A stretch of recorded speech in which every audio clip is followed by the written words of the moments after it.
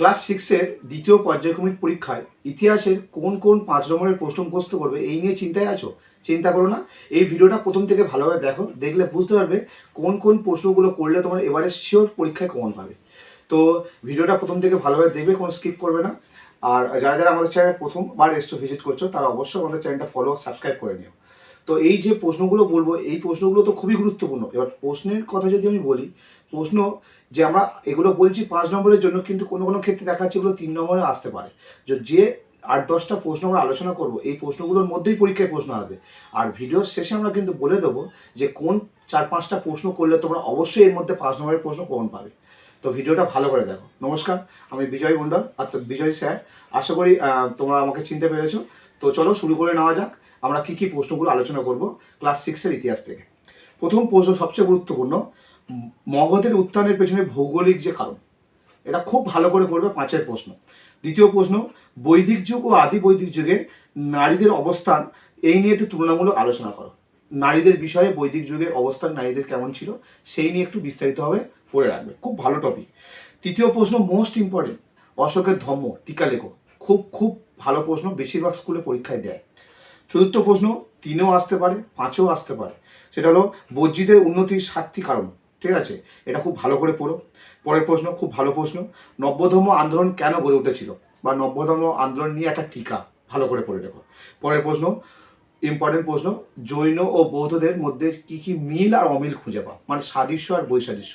খুব ভালো করে পড়ো। জৈন আর বৌদ্ধ ধর্ম থেকে চতুর্ধাম আর্য সত্য, এই যে টপিকগুলো, অষ্টাঙ্গিক মার্গ, এই টপিকগুলো ভালো করে ক্লিয়ার করে রেখো। তার সঙ্গে এই প্রশ্নটা কি কি মিল আর কি অমিল আছে। পরের প্রশ্ন, টিকালেখ কৌটিল্যর অর্থশাস্ত্র। খুবই খুবই ভালো প্রশ্ন। মানে কৌটিল্যের অর্থশাস্ত্রের উপর কোন বিষয়গুলো বেশি গুরুত্ব আরোপ করা হয়েছিল সেগুলো নিয়ে ডিটেলস লিখতে হবে। তো মোটামুটি কৌটিল্যের অর্থশাস্ত্র টপিকটা ভালো করে পড়ে যাবে। পরের প্রশ্ন, হর্ষবর্ধনের শাসন ব্যবস্থা সম্পর্কে আলোচনা করো। মোটামুটি ভালো প্রশ্ন, আসে, কিছু স্কুলে আসে। পরের প্রশ্ন, মৌর্য সাম্রাজ্যের পতনের কারণগুলি আলোচনা করো। এটাও খুব ভালো প্রশ্ন, ভালোভাবে পড়ো। পরের প্রশ্ন, বৈদিক যুগের শিক্ষা ব্যবস্থা। খুব খুব ইম্পর্টেন্ট, মানে ভালো করে পড়ে রাখবে। বৈদিক যুগের শিক্ষা ব্যবস্থার সংক্ষিপ্ত বিবরণ দাও। আর বৈদিক যুগের শিক্ষার প্রধান দুটি বিষয়ের নাম লেখো। অর্থাৎ বৈদিক যুগে যে গুরু ব্যবস্থার মধ্যে যে শিক্ষা পদ্ধতি চলতো আশ্রমে, সেই পদ্ধতিটা ভালো করে পড়বে। আর কোন কোন বিষয় পড়ানো হতো সেই সেই বিষয়গুলো একটু মাথার মধ্যে রাখবে। সর্বশেষ খুব ইম্পর্টেন্ট প্রশ্ন, সেটা হলো সমুদ্রগুপ্তের যুদ্ধজয় সম্পর্কে আলোচনা করা। এই আমরা 10-11টা প্রশ্ন আলোচনা করলাম। এই 10-11টা প্রশ্ন করলে তোমাদের এর মধ্যে তো 5-এ অবশ্যই পাবে।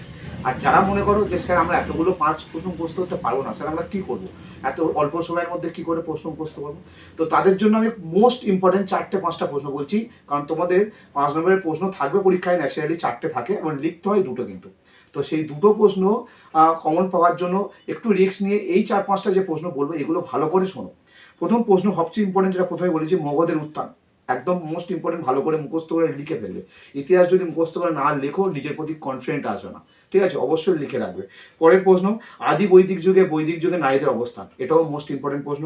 অশোকের ধম্ম আর সমুদ্রগুপ্তের যুদ্ধ জয় আর বৈদিক যুগের শিক্ষা ব্যবস্থা। এই যে 4-5টা প্রশ্ন বললাম, প্রশ্ন 1 নম্বর মগধের উত্থান নিয়ে প্রশ্ন, নারীদের অবস্থান নিয়ে প্রশ্ন, অশোকের ধম্ম নিয়ে প্রশ্ন, সমুদ্রগুপ্তের যুদ্ধ জয় আর বৈদিক যুগের শিক্ষা ব্যবস্থা। এই টপিকটা ভালো করে পড়ো। আশা করি এর মধ্যে তোমরা 2টো 5 কমন পেয়ে যাবে। তো আশা করি ভিডিওটা তোমার কাছে ইনফরমেটিভ ছিল।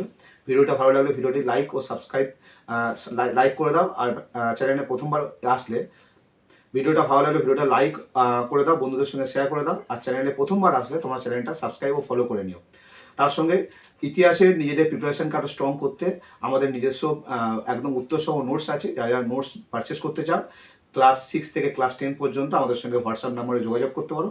সেখানে আমরা সম্পূর্ণ আলোচনা করে বলে দেবো কী প্রাইস কী দাম। তো আজ এ পর্যন্ত, দেখা হচ্ছে পরের ভিডিওতে। কোনো রকম কোনো সমস্যা হলে অবশ্যই কমেন্ট করে জানাতে পারো। ধন্যবাদ।